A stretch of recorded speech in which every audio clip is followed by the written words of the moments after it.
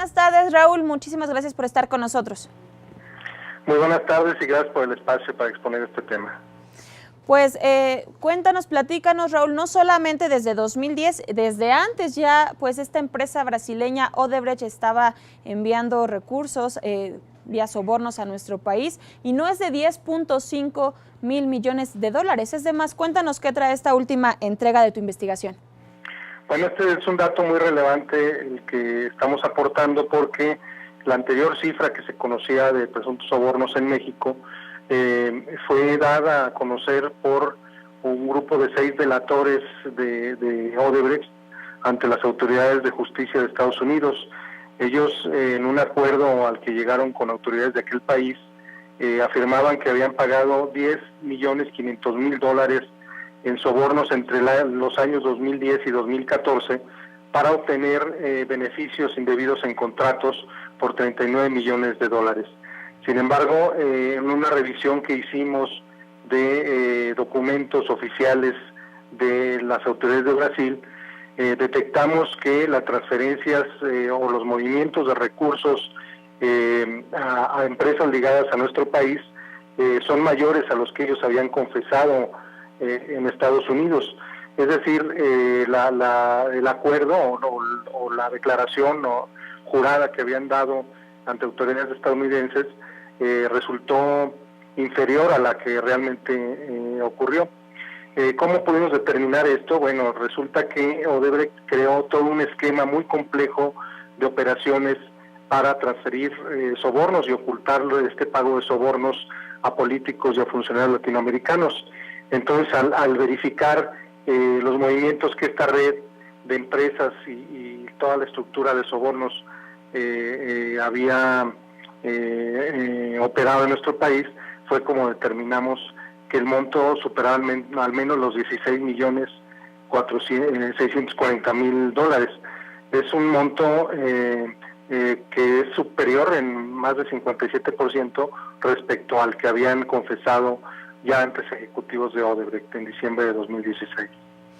Así es, Raúl, y en este pues nuevo monto que ustedes dan a conocer, pues llama la atención. ¿Ya se preveía o ya habían dado ustedes a conocer algún indicio sobre estas empresas fachada en el estado de Veracruz? Pero también sale a la luz, en este caso, Michoacán.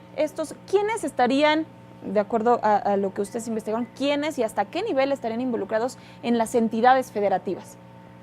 Bueno, lo que nosotros detectamos ahora en esta nueva investigación es un par de sobornos o de transferencias realizadas, digamos, por esta estructura de sobornos de Odebrecht a el estado de Veracruz. Esto fue en junio de 2009, entre el 3 y el 9 de junio de 2009, por $2.358.000. Este monto nuevo que estamos dando a conocer se suma a otros montos que habíamos dado a conocer en anteriores entregas de reportajes. Es decir, lo que estamos haciendo es sumar los montos descubiertos en distintos momentos y aclarar que se trata de transferencias distintas a las que se dieron a conocer hace un mes que involucraban de alguna forma al exdirector de Pemex, Emilio Lozoya. Si recuerdas, hace un mes en un reportaje que publicó el Quinto Elemento Lab y el diario O Globo en Brasil, hacían referencias de que se habían transferido al menos $10 millones en sobornos a empresas ligadas a Emilio Lozoya. Todo el mundo creía, o la mayor parte de la gente que cubre este asunto creía que esos $10 millones confesados a empresas ligadas a Lozoya correspondían a la vez a los $10 millones que los delatores habían confesado en diciembre de 2016 en Estados Unidos. Pero resulta que no, que son transferencias distintas. Las que otorgaron a empresas ligadas a Lozoya se dieron entre 2012 y 2014, y antes hubo otra serie de transferencias entre 2009 y 2011 que suman por lo menos otros $6 millones. Es decir, ya la suma total, viéndole en tiempo de 2009 a 2014, es lo que nos da esta cantidad de 16 millones y medio de dólares. ¿Cómo se realizaron las transferencias? Bueno, lo que nosotros detectamos es que hacia el estado de Veracruz se realizó a través de una empresa fachada creada en Poza Rica, de la que todavía no se sabe quiénes son los destinatarios finales, porque ahí operaron a través de prestanombres. Y en el caso de Michoacán, las transferencias solamente sabemos que se hicieron a través de una empresa fachada creada en Antigua que se llama Kleinfeld, y no sabemos el destinatario final. Lo único que tenemos registro es, a través de este esquema de sobornos, es que dos de los grandes operadores de la oficina de sobornos de Odebrecht, que era la contadora de esta oficina, y el segundo operador, que era Fernando Migliaccio, dieron órdenes para que se transfirieran en 2 pagos en 2010 a un proyecto que se llamaba PH Michoacán, y el monto fue superior a los $300,000. No sabemos en este momento quiénes fueron los destinatarios finales. Lo único que sabemos es que se dio la orden de pago, de eso tenemos constancia documental y prueba, y lo que falta es saber, que eso lo tendrán que determinar las autoridades federales, quién fue el destinatario final de estos pagos. Raúl Olmos, buenas tardes, te saluda Alejandro Alfaro. ¿Qué tal, Alejandro? Buenas tardes. Buenas tardes. Con esta información que han podido ustedes recabar, esta investigación tan profunda, ¿se podría presumir o podríamos sospechar de alguna, por decirlo de alguna manera, que esta cantidad de dinero pues iba directa hacia el ex director de Pemex?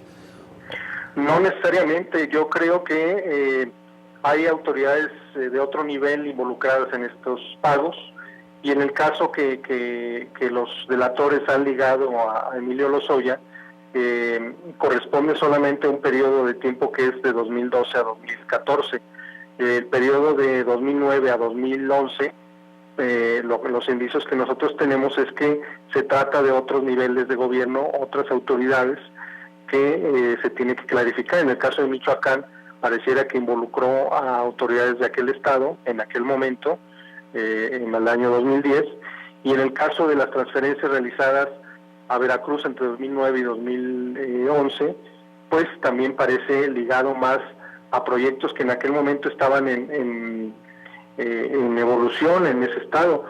Uno de ellos era el proyecto Etileno 21, que es la gran planta petroquímica que Odebrecht o la filial petroquímica de Odebrecht construyó en aquel estado, que es Braskem, y a la vez se echaron a andar otros proyectos muy importantes en el estado de Veracruz, como la concesión del agua potable en el puerto, como la construcción, o por lo menos sigue en pendiente la construcción de una presa para generar energía eléctrica y a la vez abastecer de agua a la ciudad de Jalapa. Es decir, había una serie de proyectos en curso en Veracruz que pudieran ser la pista hacia dónde fueron a dar esos recursos de sobornos. Entonces, no necesariamente tiene que ser todo con Pemex, pudiera involucrar a otros niveles de gobierno.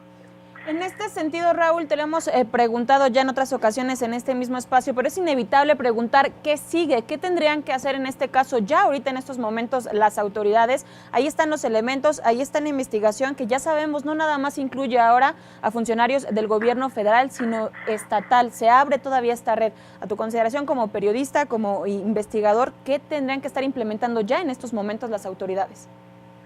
Bueno, es básico que las autoridades, en este caso la PGR, tenga acceso al expediente, al gran expediente de pruebas que tienen las autoridades brasileñas, pero para que esto se llegue a concretar, es importante subrayar que no se ha concretado, para que esto se llegue a concretar necesitarían primero llegar a un acuerdo con las autoridades brasileñas, pero esto, si se da, llevará consigo una decisión pues que suena amarga, que es darle un acuerdo o llegar a un acuerdo de inmunidad con Odebrecht, es decir, para que les entreguen o les liberen los documentos en Brasil, deben garantizar las autoridades mexicanas que no van a enjuiciar, a procesar a los ex ejecutivos de Odebrecht que estuvieron en México y que fueron los que pagaron los sobornos. Esto puede resultar injusto, pero es así las condiciones que han establecido las autoridades de Brasil para poder liberar los documentos. Además, podría ser extensivo, que es lo que está, digamos, en el jaloneo, el darle cierta inmunidad también a la constructora. Esa es la parte donde la PGR se ha negado a ceder, digamos, ¿no?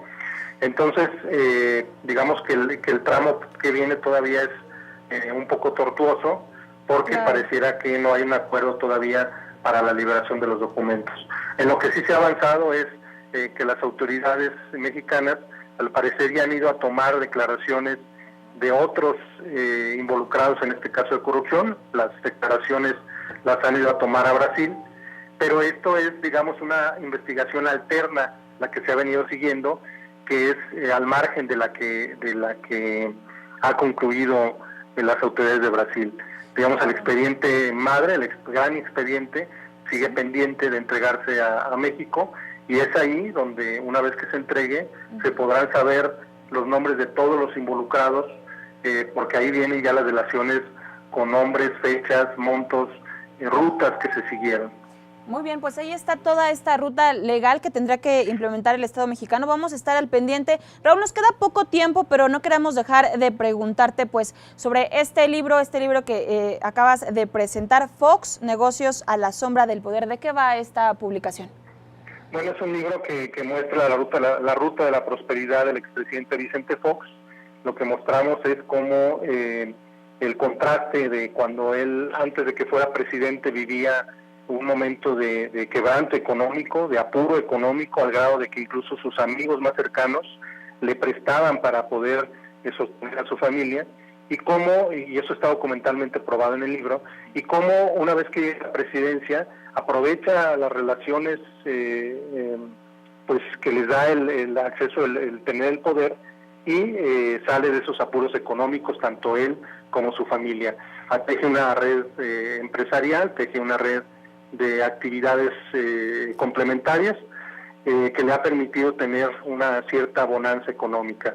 Y lo que además mostramos es las posibles ilegalidades en que pudo haber incurrido cuando, a los 9 meses de haber dejado la presidencia, recibió gratis un regalo, que fue el regalo de una empresa transportista a la que le fue muy bien al paso de los meses, una vez que él se sumó como dueño, y otros regalos de acciones de una empresa petrolera en la que él era consejero y que ahora es copropietario. Digamos, lo que muestra el libro es la gran bonanza que ha vivido Fox y su familia después de haber asumido la presidencia del país. Ahí está otro gran trabajo de investigación, Negocios a la sombra del poder, editorial Grijalbo. Raúl, ojalá que puedas estar pronto aquí en el estudio para presentar este trabajo y comentarlo con todo el público del canal de la Asamblea. Con mucho gusto.